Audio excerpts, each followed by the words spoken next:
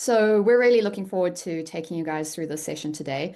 Before we get started, a little bit of housekeeping. So the session is going to be recorded, and we will make that recording available afterwards as well. Um, Please, this is a session where we love to hear from you. So the chat box is open. If you have questions, please pop them in there. We'll be keeping an eye on them, and we do have some time at the end of the session for questions, so we'll answer them all there. If we don't get to them, we will still answer them and send that through to all of the participants after the fact. And yeah, please, any issues that you might have, just jump in the chat and we'll try and get you sorted out. But let's get started. So, for a little bit of context, let's first introduce who is Squiz, and this is for the people on the call who maybe are not working with us currently.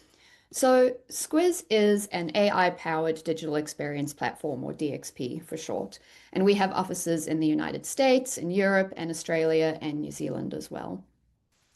What we're trying to do is make it easy for marketers and developers to build and manage and optimize intelligent enterprise websites, as well as portals and web app experiences.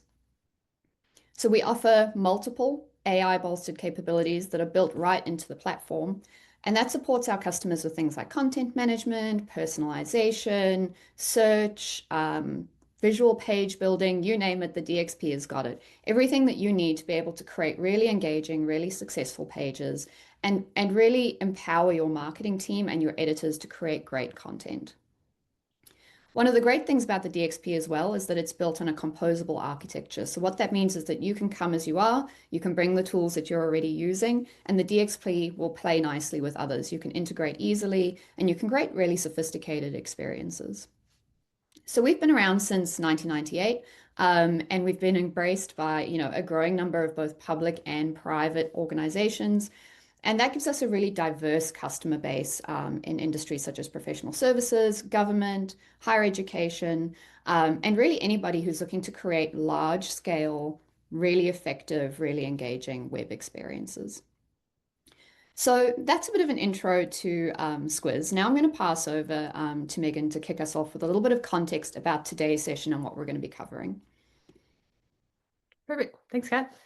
So this is an exciting time, right? AI is everywhere. I'm sure all of you are thinking about ways you're incorporating it into your own workflows and workplaces.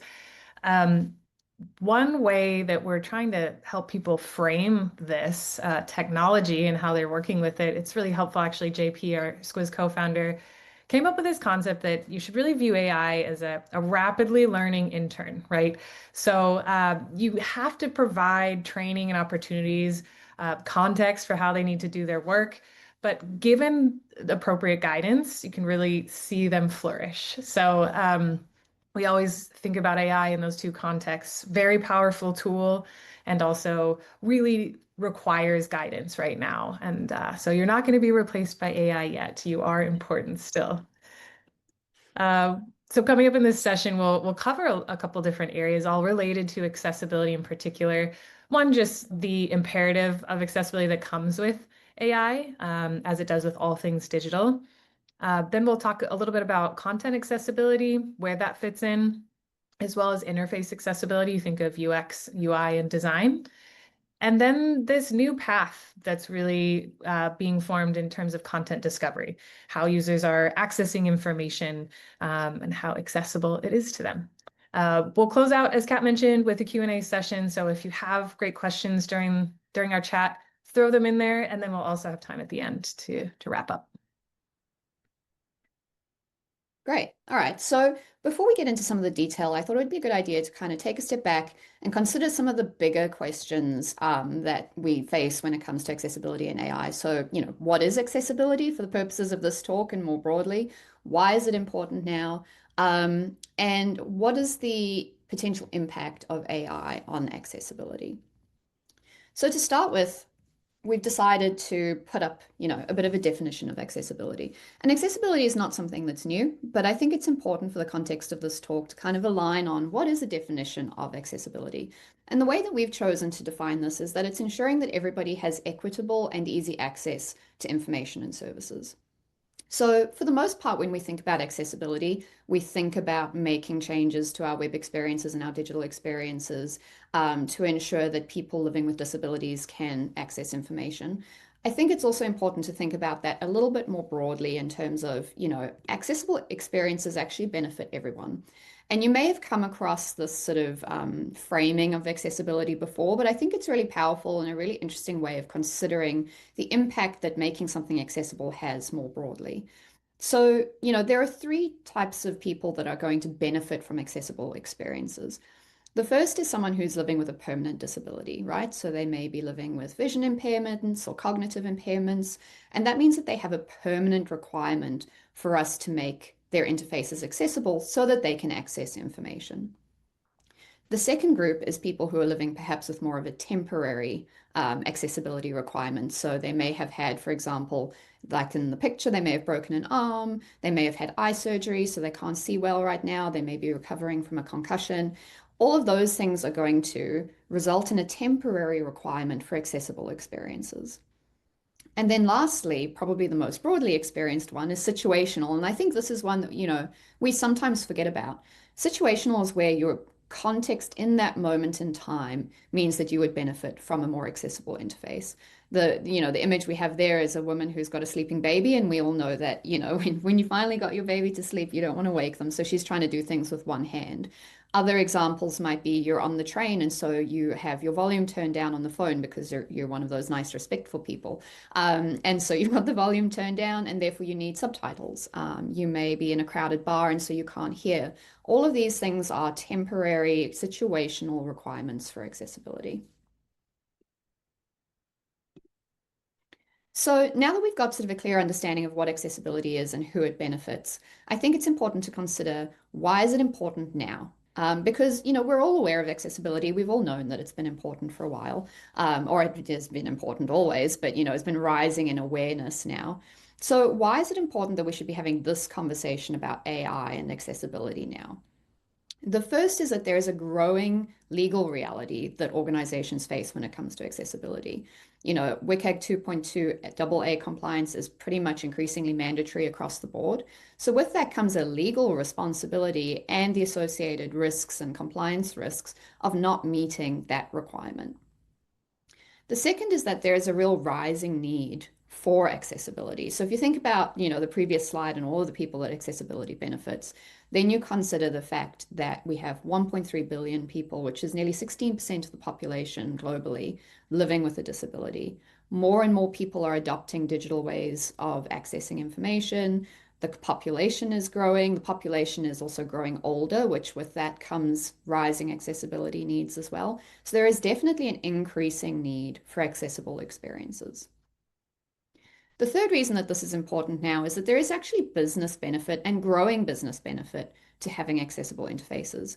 Like we just discussed, an accessible interface creates better experiences for everybody, which in turn creates more efficient and effective experiences for your business and your ability to achieve your outcomes. It has SEO benefits. And it actually has brand impact as well, because more and more, the younger generations are becoming more socially conscious. They're making value-based decisions, and they expect that businesses are taking accessibility seriously and making their services and information available to everyone. And then finally, and most importantly for the purposes of this session, is the risk that AI can actually potentially pose to accessibility. So like Megan was just talking about, AI is very much in its intern era. And so if we're kind of running around willy-nilly just adding AI, there's a real threat to us actually inadvertently creating less accessible experiences, more biased experiences, and more exclusionary experiences. And so that's why it's really critical now to be thinking about how accessibility plays a role in your adoption of AI. And I'll just finish the slide off with a really staggering, sorry, Megan, really staggering statistic there. And this is either going to, terrify you or potentially make you feel slightly better about your own accessibility efforts. But 94.8% of the world's top 1 million homepages had detectable WCAG failures. 94.8%. And that's the homepage. And we all know that the homepage probably gets more than its fair share of attention and time. So that would suggest a far broader failure more broadly across the websites. So this is all just to say that we know that accessibility is hard and being compliant is hard. And so part of what we're wanting to cover off today is how might AI actually help? So the question then, I suppose, is do we just add AI? And the answer is, of course, no, we don't just add AI. However, AI can support more accessible experiences and more accessible content, but it really has to be guided with that level of control and specificity to be able to create those great experiences, create those accessible experiences, and ensure that it doesn't become a liability. Absolutely. And, one area that is really close to my heart is content.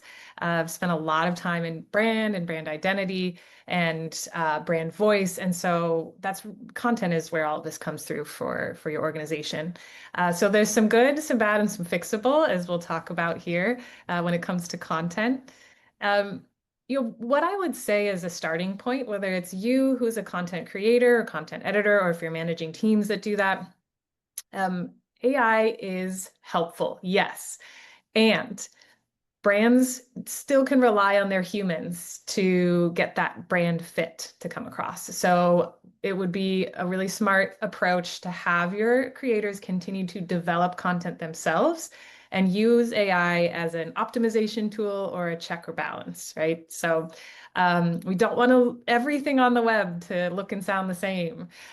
So really great to have your creators continue to create and then keep some things in mind. There's some challenges and opportunities when it comes to these AI tools, right? So first things first, if you've ever done a search in an LLM, I know most of us probably have at this point, uh, sometimes it comes back hard, right? It's a ton of information. It's a big volume of information, can be a little bit verbose, even hard to take in everything all at once. So this is a challenge. It can be, what is the actual important information? Sometimes it's a little bit buried.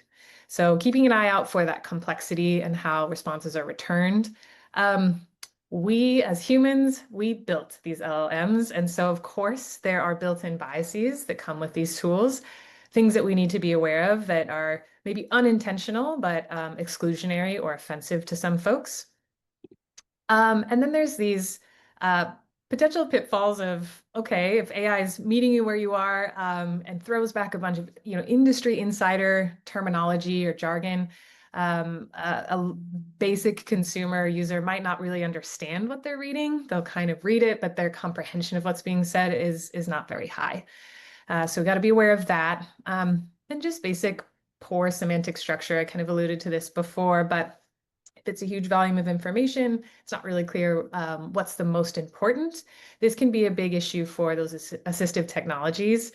Kind of all comes across as the same, just huge block of content without really highlighting for users where they should focus.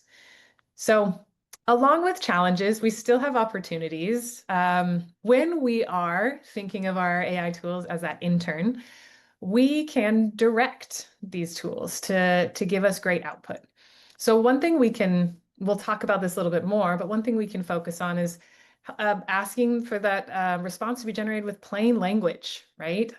Make sure it's at a certain reading level. If your organization operates and wants a reading level of like grade 8, awesome. Make sure that's built into how you have the tool evaluate your content. If you wanted a grade 12 or grade 5, same thing. But just be aware of that reading level analysis. And AI is a great tool that can help you quickly assess that. This next point is something I lived and breathed for a very long time, where when you're putting up content fairly quickly and trying to publish things and get them out, it can be too easy to skip some really important accessibility pieces. And alt text on images was one of those that I've encountered where I've had teams of people just either forget to add it or they weren't even sure what to write for alt text.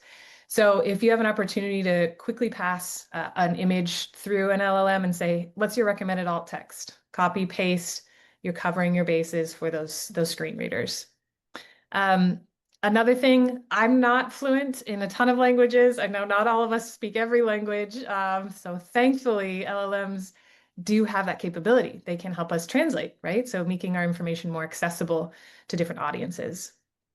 And this last part is really tied in kind of similar to the first one, where if you are asking your tool to explain this like I'm five, you can use that conversational language or grade level five. All of those things are great opportunities for AI to shine once you've got your content generated and ready to be optimized.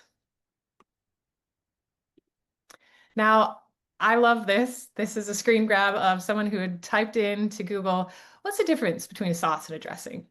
And if you know one thing about AI, you know it's very confident in its responses, but not always accurate. So again, this is great. A sauce, can add texture to dishes while dressing is used to protect wounds.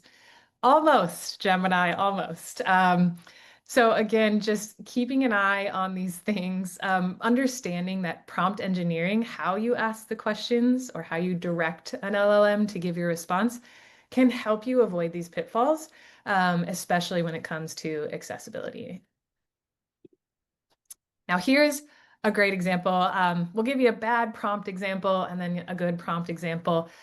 Let's say last week, my marketing team at Squiz asked me to go in and make all the content for conversational search on our website. I said, all right, great, I got this. ChatGPT, I'm going to pull you up.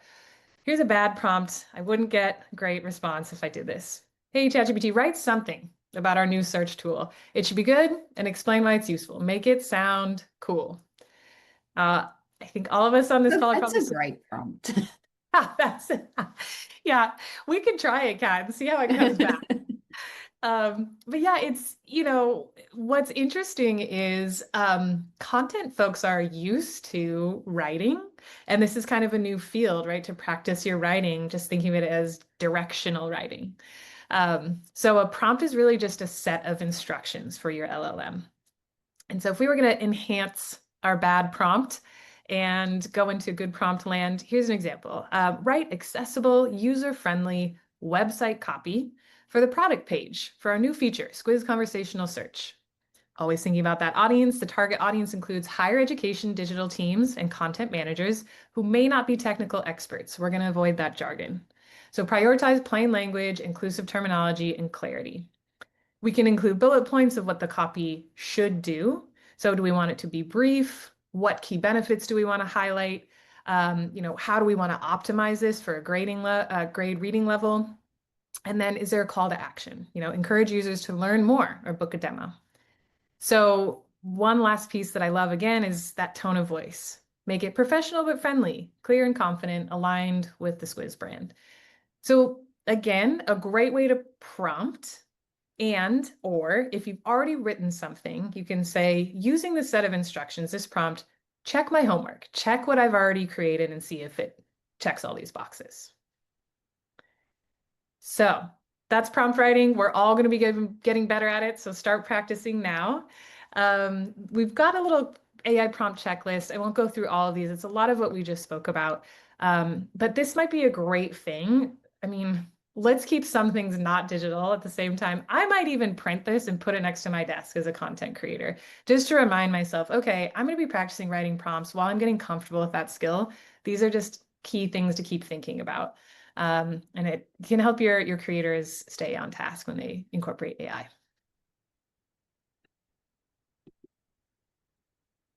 Cool. And I think, as Megan just said, prompt engineering is probably the single most important tool that we have available to make sure that we're creating good content and accessible content. It can be, though, potentially overwhelming to think about writing these very specific, oftentimes quite lengthy prompts over and over again to ensure that you get the right outcome, especially if it's something that you feel is repeated. So, for example, you're specifying the Squiz brand or your tone and voice, or you're specifying your accessibility requirements and how you want to meet those. So it's really worth looking at what AI capabilities are actually available within the platforms and tools that you already use that are going to make that process easier, because more and more and more tools and platforms are looking at how they can build AI-powered functionality into their platforms to speed that process up, to put it at your fingertips and to make it much easier.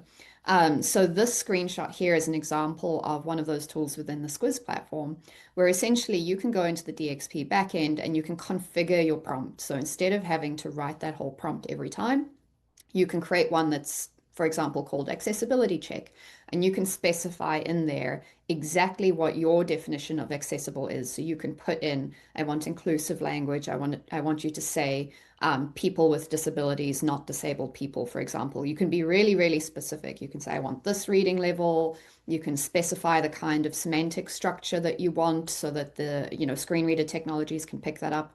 You can specify all of that within the DXP.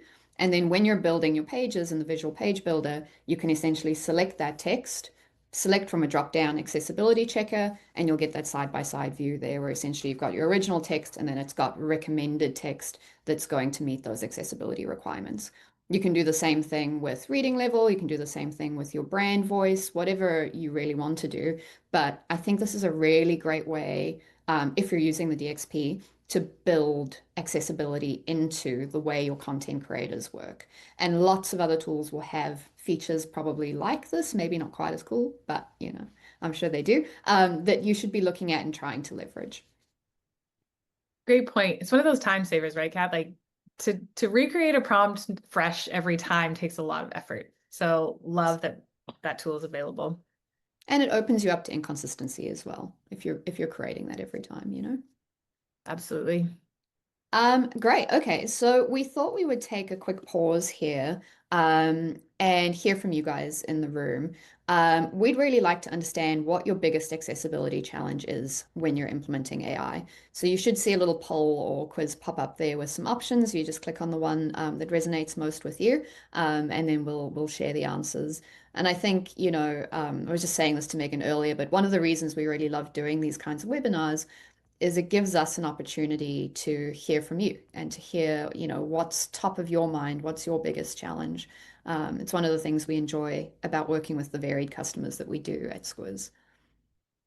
Yeah. And I am curious what people are thinking about. I know compliance and legal kind of always come around and get you. So it's kind of the urgency that everyone needs. But more and more with this content piece, it's really important to figure out how we're using these tools. So yeah, this is a land we like to live in, and we'll love to see what people are thinking.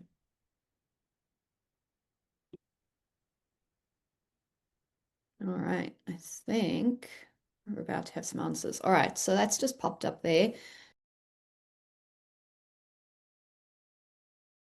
So let's move on a little bit. So we've talked about, how AI can impact the generation of content. And I think, with generative AI, the clue is in the title a little bit there. That has been really the first wave, if you like, of AI as we're seeing people use it to generate content and to generate images and that sort of thing. I do think, though, that we're about to see the next wave, which is AI taking on more complex challenges, things like generating web interfaces, things like generating, experiences, optimizing experiences. Um, and more, the digital interfaces that we're going to be interacting with are going to have some level of AI generated automation and optimization happening in the background. And so it's really important to be thinking about how AI impacts the interface accessibility and experience accessibility of what you're creating, just as much as how it impacts the content accessibility. So again, as Megan said, there are challenges and there are also opportunities. So, from a challenge perspective, I think the first and most obvious one is if you're leaning into technologies that are able to generate actual interfaces, and there are design tools already out there that people are starting to use. The first challenge and the first thing to be keeping an eye out for is just generating low quality designs. And what I mean by that is not necessarily that they're, quote unquote, ugly or they look like a, Web 2.0 kind of retro design. It's more about low quality in terms of accessibility. So if you, again, are not being specific with your AI, you're not being specific with your prompts and how you're using these tools, it's very easy to generate color schemes and layouts and designs that are not accessible, that don't have sufficient color contrast, for example. And that has a direct impact on a user's ability, if they have visual impairments, to be able to actually use that interface. The second thing that AI did, and again, Megan hinted at this as well with the content generation, is that it can be quite verbose. AI goes for like quantity over quality sometimes. And so what you can see in AI generated interfaces is that it can go a little bit too far. It can give you too much content, it can give you too much visual noise, and it sometimes doesn't have the nuance to be able to use visual hierarchy to create a flow and direction on a page. So I often talk about, if you look at a page and you kind of squint your eyes a little bit and everything's a bit fuzzy, if everything's more or less the same visual weight, if everything's kind of yelling at you at the same volume, that means that your page isn't using visual hierarchy to direct attention to the most important content. Now, AI at this point in time, I would say, is probably not sophisticated enough to apply that kind of thinking. And this is where, again, you have to treat it like an intern. You have to go, oh, my intern has brought me this design. It's kind of okay, but they haven't quite mastered visual hierarchy yet. So let me apply my expertise and my oversight over the top of that to fix it, essentially. The third challenge here is that, interfaces may not appropriately support assistive technologies. This is about things like the structure of the page, being able to tab through it. And this is particularly important if you're going one step further and starting to think about using AI code generators to actually build your pages. They can often skip, if you don't specify, they can skip some of these really important code structures, tag structures that are critical for people to be able to tab through content or to be able to use assistive technologies like screen readers. The this one is actually one of the ones that I think is probably most important, is generating inconsistent UI. So again, if you think about using an AI tool, unless it has a broader context of your design language and your design structure and how you use different components and elements on a page, it's very likely that it's going to be somewhat starting from scratch each time, which means that it can create significant inconsistencies. If it just generates a page in isolation of the rest of your site, you may find that you end up with lots of different button styles, lots of different table styles, lots of different ways of displaying the same information. And what that does is it erodes people's ability to actually understand and learn and predict how your web experience is going to work. And that's critically important for people who maybe are dealing with, cognitive impairments or neurodiversity. They rely on structure to help make things predictable and familiar and to be able to navigate. And if your site is a little bit all over the place, that's going to be harder for them. And then the last one, I think, again, goes back to the intern kind of commentary, which is, you know, AI doesn't necessarily have a UX strategy in mind when it's generating these pages. It doesn't know, unless you tell it, what the purpose of that page is. It doesn't know what your broader organizational goals are. It doesn't know how to structure things on the page to get someone to click on that CTA that you're wanting them to click on. So it's really critical to evaluate everything that comes back from your AI within the context of your broader UX strategy. So if those are the challenges, I think the opportunity is also really exciting. And the first one, I think, is probably the one that I'm most excited about, which is the opportunity for AI to actually dynamically personalize the experiences that people are being presented. And that's important because A, you can essentially meet people where they are and show them the content and the information that is going to be most relevant to them. But B, over time, we can actually use that kind of personalization to personalize the interface to meet the needs of the person that is using it. We can look at how do we start to identify or build a profile that helps us know this person is using a screen reader or this person, needs their content to be structured or presented a certain way for them to be able to understand it. And that kind of leads on to that second point, which is around generative UI. Generative UI, it's an emerging thing. It's still not super commonplace yet, but it is really exciting. And it's the idea that AI can adapt the interface to meet the needs of the person using it or the habits of it. And a really small example of this that some of you may have seen before is if you use Facebook, the bottom tabs at the bottom of your screen sometimes change. So if you've been in Marketplace and you've been doing a lot of buying and selling and haggling in Marketplace, they will move Marketplace into the tab bar. If you're using groups a lot, they'll move groups in there. Now, that's a really small use case, but you can imagine that extrapolated out to a much broader website level, and you start to get something that evolves. And I'll quickly whip through these last ones just because I'm keeping an eye on time. But AI monitoring tools, this is critical. There are tools out there, including the DXP, that leverage technology to actually monitor and understand what the accessibility performance of your site is. Now, more and more, AI is going to start playing a role in that in terms of being able to not only identify where all of those problems are, but actually synthesize that and help you work out how to fix them. Because I think, if I go back to that resourcing comment that came out in the poll, a lot of us know where our accessibility problems are. We have tools that tell us where they are. The problem is making sense of them, synthesizing them, and coming up with a quick way to A, prioritize, and B, action. And AI is emerging to be able to help us do that.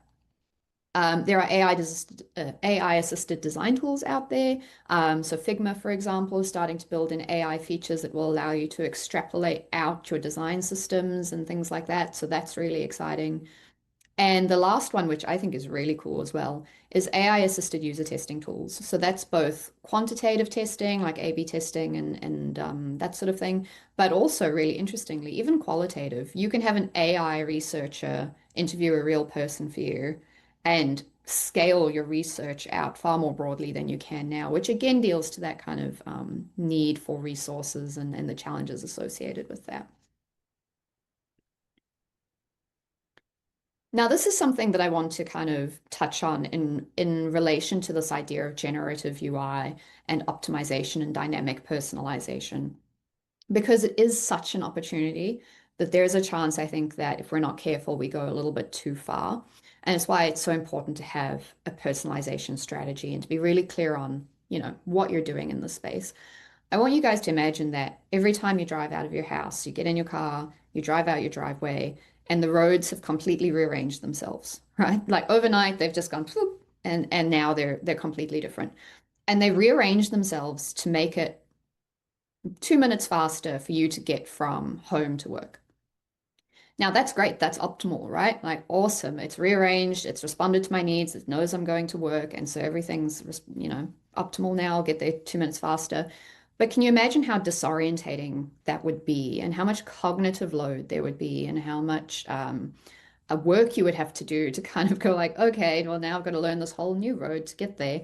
And even now, I don't know about you guys, but Google Maps, for example, will sometimes take you crazy ways to shave a minute off, but you end up having to go through 62 roundabouts and turn right onto a busy road. And I would rather be 2 minutes later and go the way that I know. So I think this analogy is important because in our rush to leverage AI to create these really dynamic experiences and to meet people where they are and to adapt to their needs, we need to make sure that we are keeping a really consistent mental model underneath that ensures that when people get to our website, they know how to use it and we're not just dramatically changing things at every turn. All right, and so I'll just whip through these really quickly and I'll just touch on a couple of them that are interesting. But I think, it's important to have some principles that you apply to how you leverage AI tools for design. The first is being specific about accessibility requirements. I think we've drummed that in quite a bit already today, and it's probably the key takeaway from this whole thing is be specific about how you want accessibility handled. Make sure you're leveraging a design system, and if possible, that your AI is aware of that design system. And some of them, you can give them a link to it and you can say, reference this. Again, be specific, treat them like an intern. Have a clear personalization strategy. This is critical. It's about understanding what you can personalize and what needs to be a consistent touch point that doesn't change so that people can still navigate your site.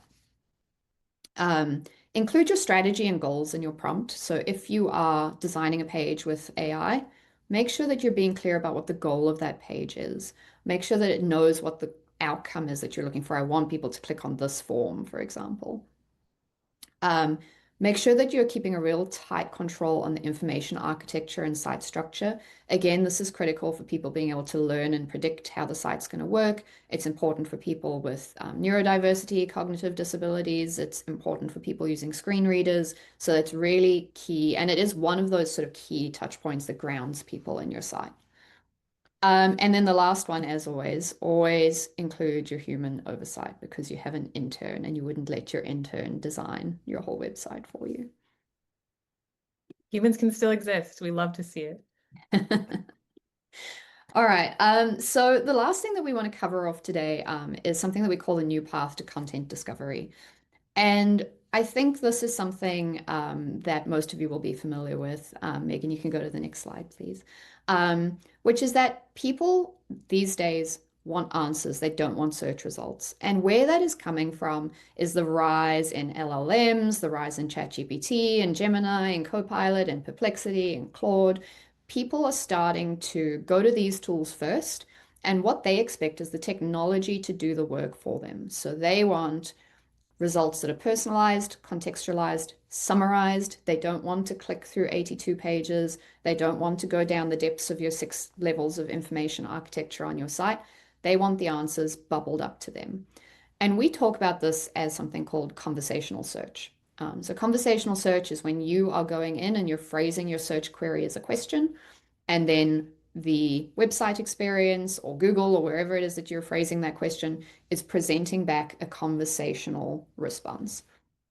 Now, this stat is crazy, which is that 90 million people in the United States are projected to use conversational search, not just generally, but as their preferred search method by 2027.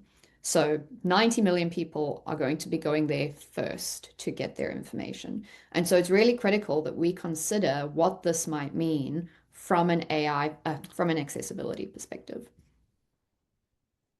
Definitely. That stat is wild. And I think what it does is drive home the importance um, of doing all of these best practices now, right? As you're starting to implement AI, it's a great time to have good habits. So, one thing about conversational search that's so exciting is it can be highly personalized and tailored to you, whether you visited there or not. Even within the conversation, you can let your LLM know, hey, these are things about me. I'm, vision impaired. I need directions to this place. Help me navigate. You can say that in the first instance, or it can keep track of that for you if it has the right personalization added to it. These are direct answers again, to Kat's point. You're not clicking around doing a research project. It's just telling you what you need to know, hopefully. These are, simple interactions. You don't get overwhelmed by what's happening.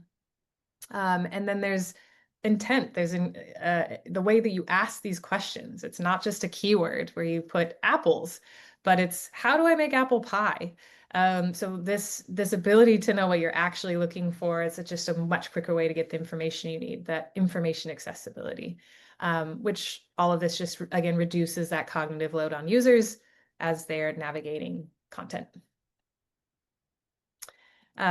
One great example, so I'll kind of scoot through this, but we just spoken to this, like, if you need directions and you're not vision impaired, there's a way it can return a response for you that you read and follow. But if you have a visual impairment and you want that to be baked into your response, you can tell the LLM this. So user two's, hey, I need a step-by-step directions to let me know what to expect. Things like after 50 meters, you'll feel a slight incline. Continue until you hear traffic. Cross the road at the pedestrian crossing, the audible pedestrian crossing. So again, whether you have data personalization built into your site with a tool, a DXP like Squiz, or within that fixed conversation, users have that opportunity to customize what they need. So in summary, there's a lot of different areas to think about. And again, some of those challenges are going to be present, especially now as AI is evolving, but the opportunities are really exciting. What we're talking about is really starting with those real users. What are human challenges that we want to solve, not just build the technology and let it run wild. And then use these tools, LLMs, AI, as a checkpoint for what you're doing. Again, if you're a content creator, keep creating that content that is brand appropriate with your tone of voice, and use that AI piece to help you get the reading level right, things like that. So keep that human judgment keyed in. Learn how to and embrace prompt engineering. This is going to be our new skill set, everyone. We got to develop it, sharpen our pencils, our digital pencils, and really practice. So try going into one of those platforms, whatever your platform of choice is, and practice some prompts and see what types of different responses you get.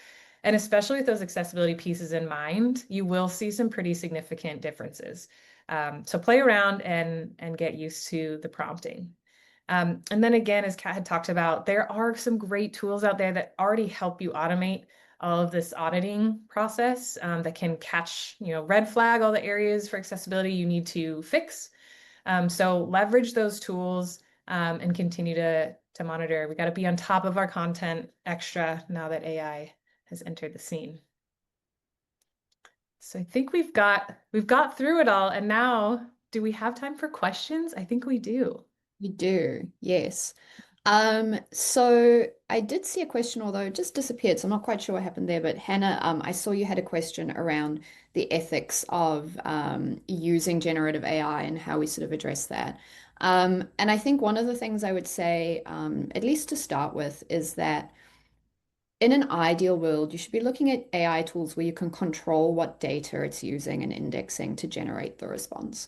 Because where your challenges come in is when you're using, big LLMs that are referencing, I think in your question you had Disney, referencing Disney imagery and creating images that look like Disney, and then Disney gets upset about that, you know. Whereas I think if you are using tools that allow you to control the data so that you are only indexing your data and leveraging your data to generate your responses, you're much less likely to encounter those kinds of issues. So the Squiz DXP, for example, gives you the ability to really lock that down very tightly. So you're going, I want you to respond only from this area of content. And you can lock it down even more narrowly than your own content. You can lock it down to a particular section of your site, to a particular content repository that you have. And what that means is that because you're only referencing your own content to generate those answers, A, you're going to get better, more reliable, less hallucination-y kind of responses, but also you're sidestepping the potential issue of leveraging other people's information, other people's copyrighted data to generate those responses. So that's the first thing that I would be looking at when you're assessing different AI tools is it leveraging your own content and can you control that? Because that will really save you a lot of headaches. Megan, did you want to take this next one also from Hannah, which was how do we balance personalization with the right to privacy? So, with so many data leaks and so many backend systems talking to each other, the idea of every site knowing, for example, that I'm visually impaired or neurodivergent seems dangerous. Yeah, I think this is kind of related to what you were just talking about, Kat, this concept of like, I don't need everyone to know everything about me all the time. So I think what's good is, and the US is actually behind Europe and other places around consent. So what I would recommend is if that's something that's true for you as a user, don't opt in to personalization. Do it as it's useful to you. Maybe it's okay that you opt into certain audiences. Like I'm a student, so I need to learn certain things. But then you still rely on your tools that can help you with, your site readers and everything else without actually giving too much personal information away. So pay attention to the permissions you're allowing on every site. Um, and for implementing these technologies, be aware of those things. Make sure you're compliant with what you're asking from users. Know what you're not allowed to collect. Don't personalize and segment your audiences based on especially this type of information. You can have a whole other set of tools that are effectively communicating information to them without holding on to those cookies that are attached to those specific users. So, Yeah. but read up on these things, know what you're allowed to ask. Yeah. And I think there's a statistic, and I'm gonna see if I can dig it up and we can share it when we come back to you. But there is a really interesting statistic about how younger generations are actually becoming more and more open to sharing their data, provided they feel that there is significant benefit from them. Sorry, for them. So, you know, there is a generation, probably my generation and some of the older ones, who are much more protective of their data. But as the younger generations are seeing the potential benefits to their experiences from sharing that data, they're actually more open to it, provided it's done ethically and controlled in an appropriate way. I am conscious that we're at 12:47. I don't know if we want to answer maybe one more question and be cheeky. We get one more. Yes. Let's see. Working on using AI for internal search. How far off is a purely vocal AI interface we could use on a website, do you think? For internal search. I'm not exactly sure, Adam, what you're asking about this. Using AI for internal search, purely vocal. Are you talking like voice to search? Um, Yeah, that's how I would interpret it is how far away are we of being able to essentially ask the website a question verbally? And I would say not very far at all away from being able to do that. Because all it really is a skip and a jump from, being able to type the question in to being able to voice to text the question in. So I would say not far, basically here already, which is very exciting. Because again, from an accessibility perspective, that removes a lot of that barrier of having to be able to use screen readers to click around your website and, click on things and navigate things, being able to essentially just, yeah, ask the question and get the answer. Anyway, look, guys, we've had such a great time doing this session with you all. Thank you so much for your questions. Kelly, I saw your question as well, and we'll make sure that we do answer that when we come back to you all. Please keep an eye out for the next webinar that we have coming up. And follow us on LinkedIn, connect with us. We'd love to hear any thoughts that you had about today's session, any other questions you might have. And yeah, thank you so much for joining us. yeah, thanks, everyone.